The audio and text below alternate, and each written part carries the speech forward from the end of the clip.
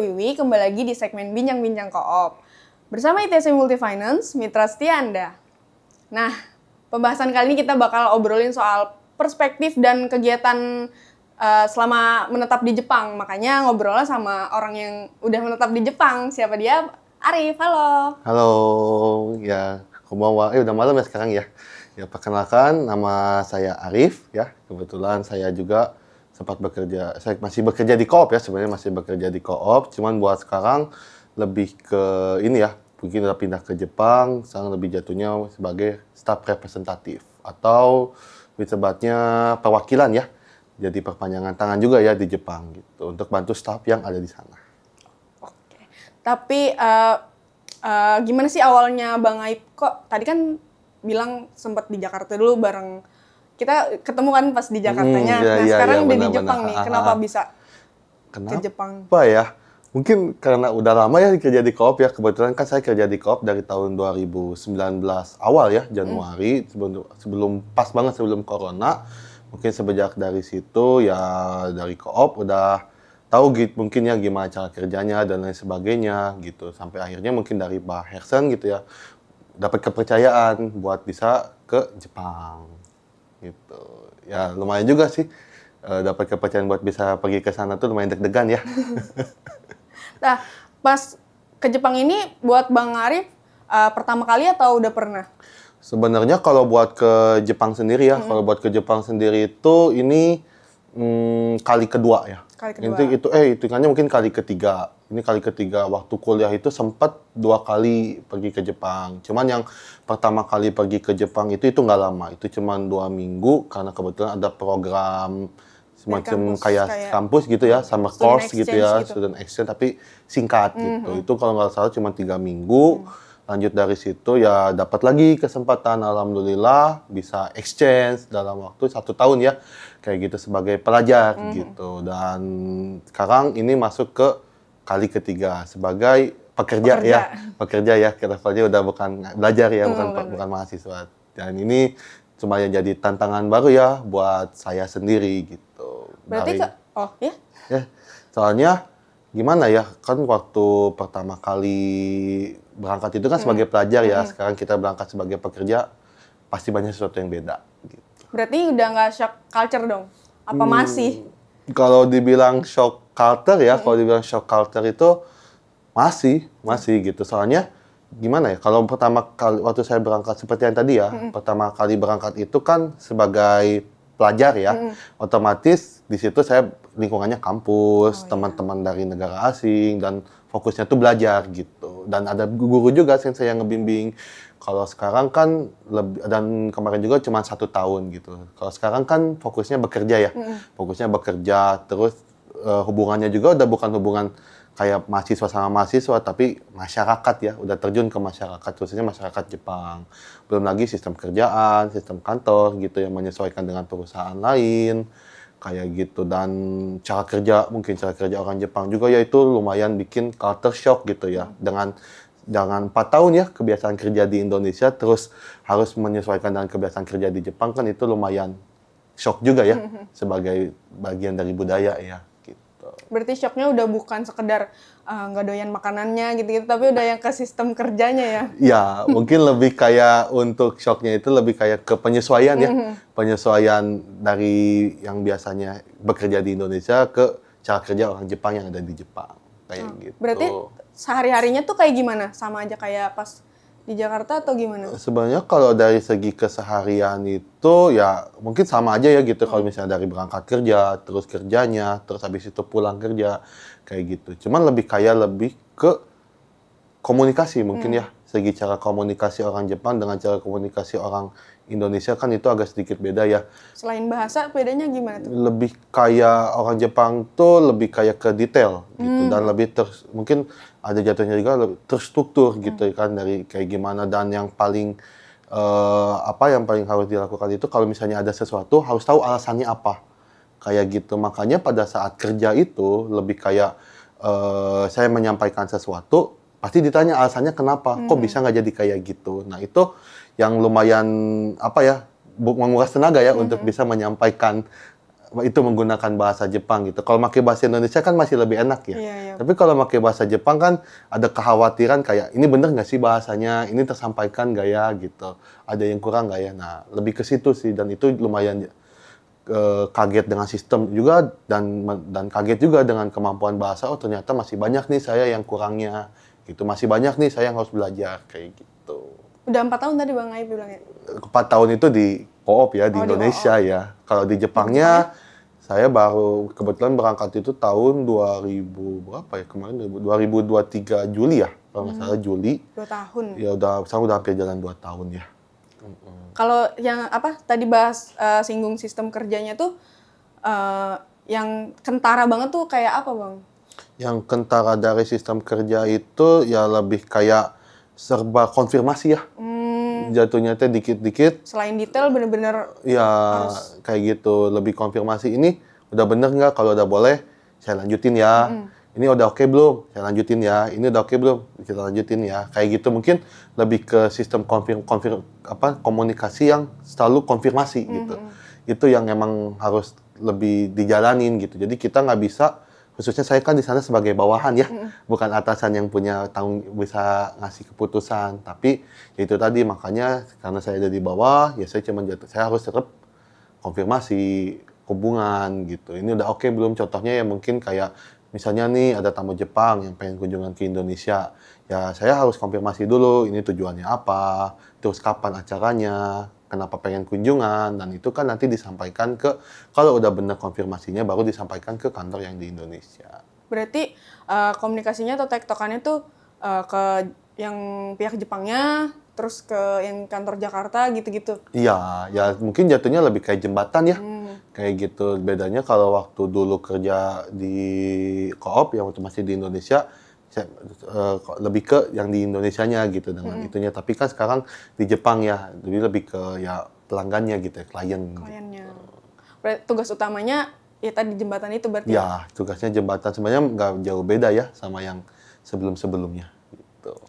Cuma beda sekarang di Jepang aja. Iya. Tapi lebih sulit nggak? Lebih sulitnya kalau sulitnya itu ya awal-awalnya mungkin ya lebih ke bahasa ya. Sulitnya lebih ke bahasanya aja gitu ya. Bahasanya tadi seperti yang disampaikan ada kekhawatiran ini benar nggak ya penyampaiannya ya. Ini takutnya ada yang salah atau gimana ya itu. Lebih khawatir di situ sebenarnya. Kalau ini kan sekarang lagi di Indonesia. Sebenarnya balik ke Indonesia tuh emang udah jadwalnya atau karena momennya kemarin habis Lebaran atau gimana, Bang Ayu? Sebenarnya kalau balik ke Indonesia sekarang itu ya awalnya tuh lihatnya libur ya. Karena kan kebetulan bulan Mei awal itu kan akhir April sampai Mei awal itu ada Golden Week gitu. Jadi kebetulan di Indonesia juga ada urusan gitu ya, ada janji juga jadi ketemu sama teman gitu. Jadinya harus pulang ke Indonesia kayak gitu. Nah, cuman karena ya kebetulan di sini yang di Indonesia ya ada butuh bantuan, karena butuh bantuan jadi terpaksa Kerja juga? harus dibantu, tolong dibantu ya buat kerjaannya, ya udah jalan gitu. Oh, berarti balik ke Indonesia ini bukan untuk sengaja untuk pekerjaan, awalnya mau liburan. Ya ngambil cuti Tapi liburan. ternyata ada kerjaan. Iya, ternyata ada kerjaan, ya udah gitu kan, memang masih satu co-op juga ya kayak gitu. Nah, terus kalau berarti untuk liburan tadi ketemu keluarga? Liburan tadi ya ketemu keluarga, terus kebetulan ada teman juga ya. Ada acara teman, jadi ya harus udah janji mau datang ya harus pulang ke Indonesia.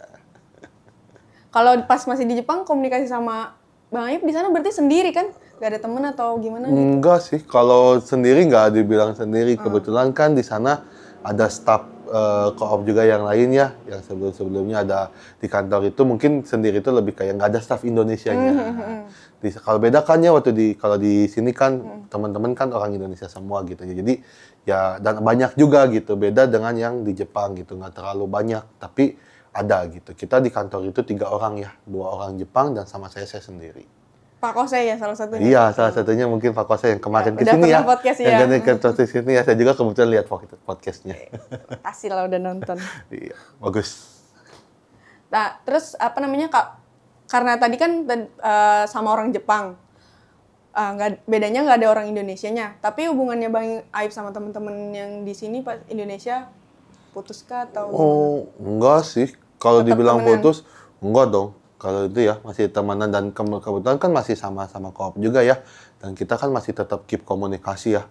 Kayak gitu. Bedanya cuma beda tempat kerjanya aja gitu. Saya di Jepang, teman-teman di Indonesia. Kayak gitu. Dan mungkin kerjaan yang di Jepang kan ada yang dikasih ke saya gitu. Kayak gitu. Sebenarnya kalau misalnya untuk hubungan gak ada masalah ya, malahan lebih kayak punya teman bisa ngasih perspektif baru juga gitu bahwa pekerjaan kalau kemarin kan cuma sebatas kayak nyampe di Indonesia aja ya, kita nggak tahu gimana cara ngurus pemagangan kayak gimana waktu di Jepang gitu. Nah, pemagangan itu gimana waktu kerja di Jepang gitu. Nah, dari situ bisa ngasih perspektif baru gitu kalau hubungan sama perusahaan seperti apa, hubungan dengan kumiai seperti apa. Jadi bisa sambil sharing juga dengan teman-teman yang di Indonesia. Malahan kita bisa jadi lebih tahu lah untuk kedepannya kayak gimana. Gitu. Justru malah jadi bahan juga ya untuk makin banyak obrolan dan lain-lain. Iya bisa. Gibah mungkin ya. Dan kegibah ya, Ren. Nah kalau tantangannya sendiri Bang Aib di Jepang nih buat ketemu anak-anak, kan kalau pas di Jakarta sini ketemu anak-anaknya ya dia belum berangkat kan. Nah di Jepang nih ketemu anak-anak pemagangan yang udah di sana, tantangannya ya kayak gimana? Lebih gimana ya tantangannya, kalau di sini kan yang belum berangkat ya masih pada nunggu ya gitu ya. Tapi kalau misalnya di Jepang itu kan lebih ke ini ya, udah nyampe tiba di Jepang. Sebenarnya kalau untuk pemagang ya, untuk Jisusei itu saya jarang ya kalau nyampe ke bandara. Karena kalau di bandara itu yang jemput udah ada yang namanya senta. Orang senta ya, atau orang gakko ya disebut itu yang ngejemputnya. Jadi anak-anak tuh disambut sama orang gakko, terus mereka dibawa ke senta atau misalnya sekolah bahasa. Itu mereka bakal dikarantina selama 1 bulan ya. 1 bulan karantina, udah selesai 1 bulan karantina itu dicokokin mungkin ya budaya Jepang, cara buang sampah, yang lebih kayak untuk ngebantu mereka kehidupan sehari-hari dan bahasa juga gitu. Pemantapan lah ya, sebelum masuk ke perusahaan, kayak gitu. Nah, nanti biasanya kalau saya itu lebih masuknya itu pada saat teman-teman pemagang udah di perusahaan, kayak gitu. Atau ada beberapa kumiai yang minta bantuan untuk terjemahan pada saat penempatan di perusahaan. Kayak gitu. Berarti gakko tadi tuh dari si perusahaannya ya? Gakko itu ya, itu lebih dari kumiai ya. Kumiai yang menyediakan gitu. Kayak gitu. Untuk teman-teman pemagang buat nanti masuk ke gakko. Kayak gitu. BTW, minum aja Bang. Oh, nggak apa-apa ini tuh. Tadi diam. Nah, minum ya. Iya. Terus Bang Aib nih lebih banyak di lapangannya atau cuma mobile aja? Pas udah terima si anak-anaknya yang udah sampai ke perusahaan tuh. Lebih apa ya? Mungkin dua-duanya ya, kayak di kantor iya atau misalnya di lapangan Kunjungan pun gitu? ya, kunjungan pun iya. Cuman kalau misalnya mobile itu enggak ya. Kayak mobile satu-satu didatangin gitu, enggak. Itu ranahnya udah maksudnya ranah kumiai ya. Sedangkan saya di sini sebagai perwakilan koop itu sebagai support atau yang ngebantuin kumiai gitu untuk bisa ketemu sama anak-anaknya. Jadi kayak ibaratnya kayak guru nih ketemu sama guru kan sama murid satu kelas kan ya. Kalau baru ada masalah baru kadang guru BP yang turun. Nah, kayak mungkin posisinya seperti itu gitu, kayak guru BP gitu. Jadi datang kalau misalnya ada masalah nih, ya udah nggak bisa ditangani sama guru, datanglah guru BP-nya. Biasanya lebih kebantuan untuk penerjemah. Kayak gitu. Sekalian mendang ya. Mendang itu lebih kayak konsultasi jatuhnya gitu. Kan banyak ya permasalahan peserta magang di Jepang tuh gitu ya. Gak mungkin kan kita datang ke negara orang cepat menyesuaikan diri tanpa masalah tuh kan enggak ya. Pasti ada permasalahan yang harus dihadapin. Ada permasalahan yang mungkin bisa diselesaikan sendiri, ada permasalahan yang mungkin butuh bantuan ya. Itu tadi kalau anak-anaknya butuh bantuan atau ada permasalahan yang tidak bisa diselesaikan ya kadang datanglah saya bareng sama kumiai ke perusahaan. Kayak apa tuh contoh permasalahan-permasalahan itu, Bang? Variatif ya permasalahan tuh, cuman lebih ke kayak ini mungkin, lebih ke kayak permasalahan bahasa. Nomor satu permasalahan bahasa ya, karena kan khususnya anak-anak di tahun pertama yang baru pada tiba di Jepang itu kan mereka kayak nggak tahu banyak bahasa juga kan, mereka mungkin kalau dari segi kemampuan bahasa Jepang antara Noryoku Shiken ya level N5 atau N4 gitu. Tapi kan ternyata kenyataan di lapangan itu berbeda ya. Kayak gitu mereka harus belajar lagi tentang alat-alat kerja, terus mereka harus belajar cara-cara kerja ya, junbang atau misalnya urutan-urutan kerja. Mereka harus mengingat itu gitu. Kayak gitu belum lagi bahasa lapangan dengan bahasa formal yang biasa kita belajar di sekolah itu beda. Gitu. Contohnya mungkin kan kita lebih banyak, kalau di KOP kan mungkin banyak konstruksi ya, kayak gitu ya. Jadi anak-anak tuh suka banyak yang kaget gitu dengan bahasa konstruksi kayak, sensei kenapa kalau misalnya di sekolah mereka makainya mas gitu kan, ikimas, kayak misalnya pergi gitu. Terus, tote kudasai gitu. Tote kudasai itu maksudnya kan ambil gitu. Kalau di Genba itu bahasanya nggak kayak gitu. Ikimas itu jadi ite, jadi iku gitu, jadi iku. Kalau misalnya tote kudasai itu jadi cuma tote, kayak gitu. Itu bahasanya itu ada perubahan ya. Kayak gitu. Dan itu cenderung bikin peserta pusing. Kayak gitu. Dan itu mereka butuh waktu lagi untuk menyesuaikan. Yaitu tadi gitu. Bahasa yang dipelajari sekolah dengan bahasa di lapangan itu beda. Itu kagetnya ketika menemukan di bahasa ya. Tapi kalau misalnya yang lainnya di faktor budaya itu pun sama gitu. Faktor budaya contohnya kayak bekerja di Jepang itu harus berisik. Berisiknya Di Genba itu ya, maksudnya di Genba itu di konstruksi ya berisik dalam artian kayak misalnya mau ngasihin barang itu harus teriak gitu. Kayak gitu misalnya hai yosh. Nah kayak gitu ya, itu jadi posisinya itu harus berisi. Kenapa harus berisi? Kalau nggak berisi kitanya nggak ngomong, itu nanti bakal ada kesalahan komunikasi. Contohnya kayak misalnya ngasihin barang nih, kita nggak tahu kan orang yang di bawah udah nangkep atau belum gitu. Iya. Kalau misalnya dia yang bawah nggak Diem ngomong doang, kan kayak yos gitu, nggak ngomong kayak gitu kan nanti takutnya yang atas udah yang bawah belum nangkep, yang atas udah ngasih lagi kan bahaya. Nah itu contohnya lebih ke situ. Terus ya cara kerja orang Jepang juga yang berurutan gitu. Kayak pertama nih kalau misalnya buat di konstruksi gitu ya, mungkin nyiapin dulu alatnya, habis nyiapin alatnya nanti baru dibuatlah semuanya gitu. Kerangkanya nyampe ke atas gitu. Seperti itu sih lebih ke kerja ya, kayak gitu. Kaget di budaya kerjanya banyak dan terutama di bahasa pun seperti itu. Kalau cerita lucunya si Jisuse di sana ada nggak bang? Cerita lucu sebenarnya lebih ke apa ya namanya, kalau lebih lucu itu ya tadi ya untuk urusan bahasa ya. Sebenarnya ini juga saya yang pernah ngalamin juga gitu. Jadi ada satu waktu di Jepang itu kan akhir tahun ada yang namanya Bonenkai. Itu apa? Bonenkai itu lebih kayak penutupan lah, misalnya pesta akhir tahun gitu ya. Kayak gitu penutupan. Untuk warga asing kah atau lebih ke semua staff. Jepang, staff Indonesia berbaur semuanya itu. Kayak gitu. Nanti di Bonenkai itu mereka tuh kayak minum-minum, makan-makan gitu. Kan orang Jepang kan di sana bebas ya alkohol ya.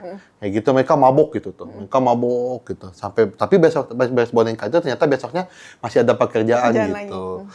Padahal semalam itu mereka mabok sampai kayak misalnya bisa deket gitu sama kita, sama orang ini. Akrab banget. Tapi pas sudah nyampe besok pas kerjaan, kitanya ngerasa akrab kan ya. Oh, udah akrab nih gitu. Pas kerja itu kita ngerasa akrab, pas sudah ngerasa akrab itu ternyata pas kerja itu kita masih tetap dimarahin. Kayak gitu, kok perasaan semalam baik-baik aja, perasaan semalam bisa akrab bercanda gitu. Tapi kenapa sekarang dimarahin? Nah, itu tuh anak-anak selalu mempertanyakan itu. Kenapa sih kalau misalnya pas kemarin itu baik tapi sekarang tiba-tiba jadi galak lagi. Itu kenapa sensei? Kayak gitu ya. Itu tadi mereka orang Jepang tuh ada waktunya. Kayak gitu. Ketika waktunya minum mereka lepas ya lepas gitu. Tapi besoknya mereka udah berubah lagi. Kayak gitu. Ya emang lebih kalau misalnya minum itu kan lebih buat ngeluarin resahnya gitu ya. Mereka tuh pengen ngeluarin lepas gitu. Tapi kalau misalnya kan orang Jepang pemalu, jadi mereka butuh stimulus, yaitu sake atau alkohol yang kayak gitu. Dan banyak juga teman-teman yang kayak kerja gitu, untuk masalah kerja ya, kayak sensei pada saat berangkat kerja kok mereka baik ya, suka kayak sebelum kerja tuh mereka kayak ngebaik-baikin gitu. Tapi pas pada saat kerja kok saya dimarahin terus sensei. Kayak gitu, dimarahin terus, diberisikin terus, kayak gitu. Tapi pada saat udah pulang kerja, malah saya dibalik baik-baikin lagi. Ini tuh maksudnya apa gitu? Emang sengaja pengen ngebaik-baikin gitu biar saya tetap bertahan di perusahaan atau gimana gitu. Nah, itu juga banyak kok anak-anak yang kayak gitu ya. Itu kan bagian dari budaya ya, lebih ke tahu waktu gitu. Waktunya kerja kapan, waktunya bercanda kapan gitu. Pada saat pulang kerja mungkin kondisinya lagi santai, jadi bisa bercanda. Tapi kalau misalnya pada saat kerja mereka marah ya wajar, soalnya kan posisinya lagi bekerja. Lagi untuk keselamatan kerja juga kayak gitu. Justru hal-hal yang kayak gitu yang sering dicurhatin sama Justice. Ya banyak yang kayak gitu. Lebih ke faktor-faktor budaya ya, yang kayak gitu tuh. Dan itu tuh memang selain peserta belajar bahasa, mereka juga harus belajar budaya gitu. Sedangkan budaya kan kita nggak bisa semuanya disampaikan ya kayak gitu. Kita lebih bakal tahu budaya itu seperti apa kalau kita ngerasain budaya tersebut. Nah itu yang banyak cenderung kadang peserta tuh nggak nyadar mereka kena culture shock. Gitu. Mungkin kekurangan bahasa, iya mereka sadar dengan kekurangan bahasa mereka, tapi dengan culture shock itu mereka nggak sadar kadang tuh gitu, dan itu malah jadi trouble buat mereka. Malah jadinya nyalahin gitu. Iya, kayak gitu, dan di situ cenderung terjadi yang namanya salah paham. Gitu.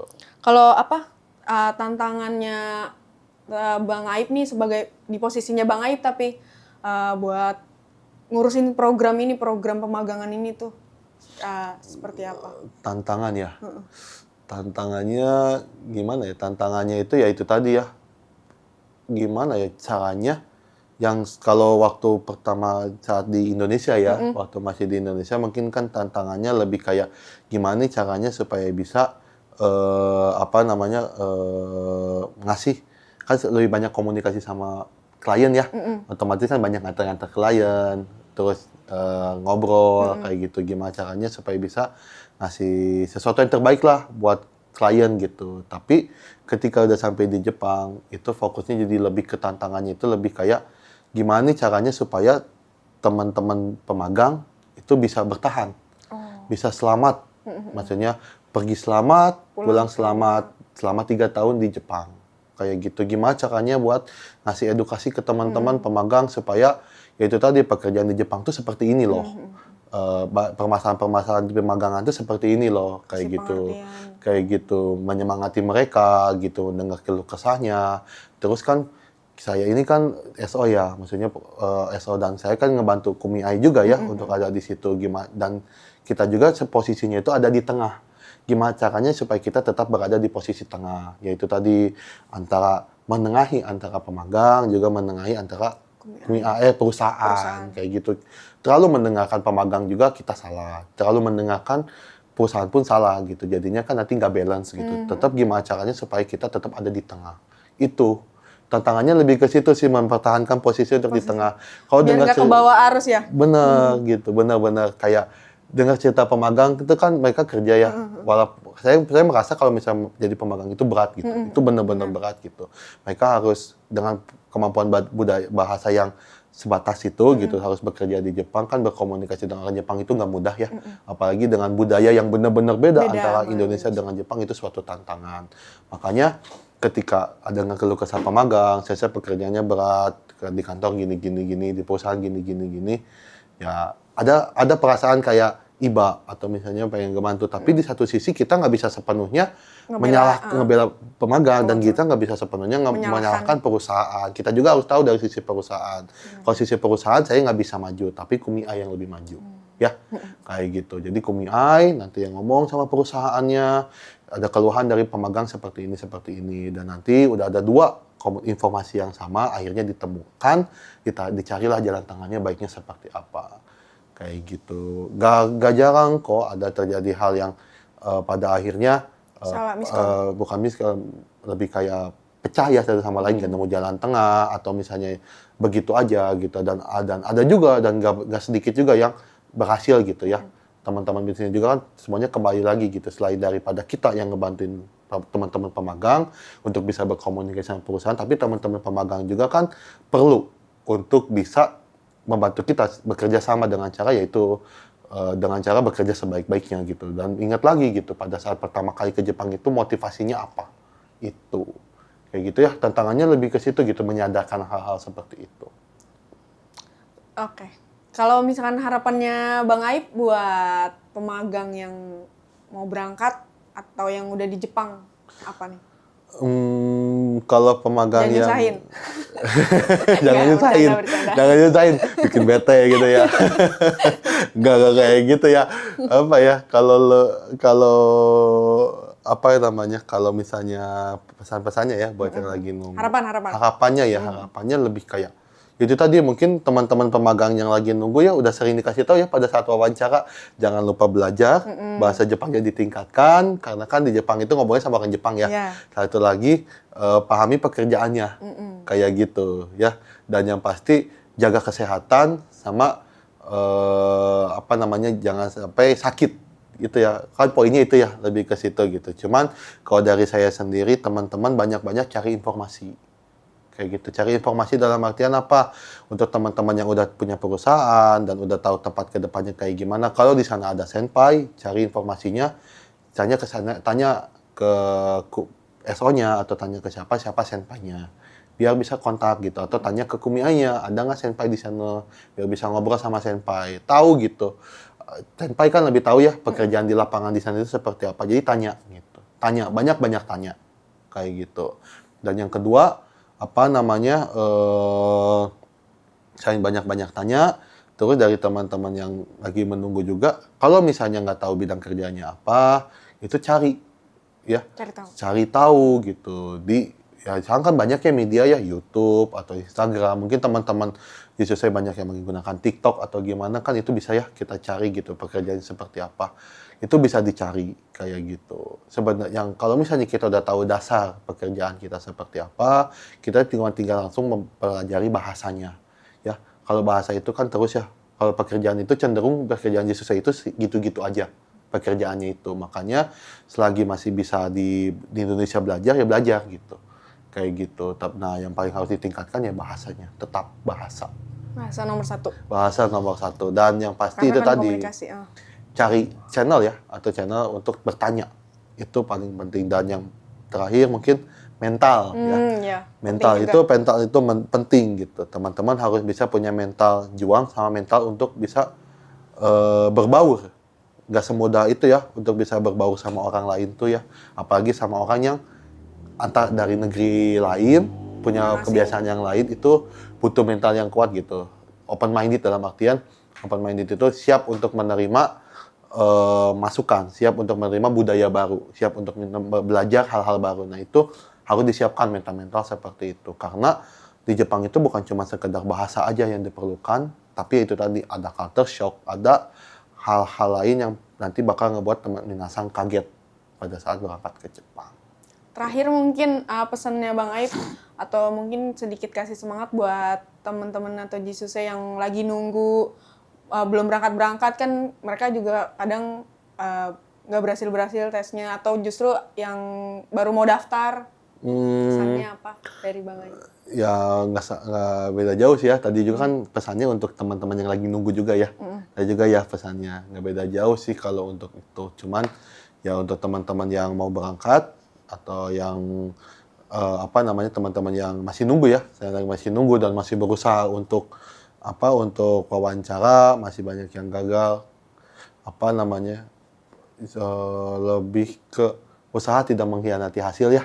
Jadinya kayak gitu ya, tidak mengkhianati hasil. Cuman kalau misalnya rezekinya bukan saat itu, mungkin di saat yang nanti gitu. Saya selalu bilang, ngasih tahu ke pemagang gitu, pada saat wawancara, selesai wawancara gitu. Buat yang nggak lulus itu bukan akhir ya.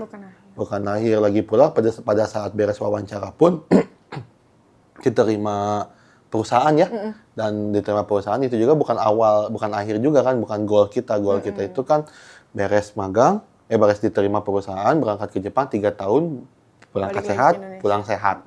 Itu kan goalnya, kayak gitu. Dan buat sekarang ini, buat teman-teman yang lagi nunggu, buat teman-teman yang masih berjuang untuk bisa berangkat ke Jepang, usaha tidak mengkhianati hasil. Selama masih yakin untuk bisa terus maju dan tetap ya, poinnya meskipun begitu tetap jaga kesehatan, tetap upgrade diri gitu.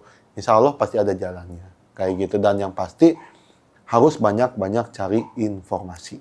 Itu jangan sampai kita berangkat ke tempat yang jauh tanpa informasi, tanpa kita tahu apa yang ada di sana. Toh semua informasi udah disediakan, tinggal teman-teman sendiri Yang cari. yang cari. Terus udah cari, udah tahu, sisanya teman-teman yang menentukan. Kayak gitu. Dan kalau udah tahu goalnya kemana, ya berusaha.